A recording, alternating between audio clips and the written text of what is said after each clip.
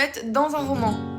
Si t'écris une romance, une fantasy, une new romance et que tu veux mettre des scènes hot, c'est ok, mais combien est-ce que tu peux en mettre? Est-ce qu'il en faut à chaque chapitre? Est-ce qu'on peut en mettre qu'une seule et marquer le lecteur à vie? Je vais dire une chose, il n'y a pas de règle, mais il y a des doses. Le smut, ça sert pas juste à exciter. C'est une scène comme une autre, elle doit juste faire avancer l'histoire. Si ta scène hot n'ajoute rien au perso, à l'attention ou à la relation qu'ils ont, et bah c'est juste un passage porno. Et ton lecteur, il va le zapper, ça va le saouler, et il peut limite vouloir DNF ton livre. Oui, c'est normal de DNF des livres qui ont trop de smut. J'ai déjà fait plusieurs fois. Quand il y en a à chaque chapitre et que ça ne fait pas du tout avancer l'histoire, et bah merci, mais je suis pas venue pour lire du.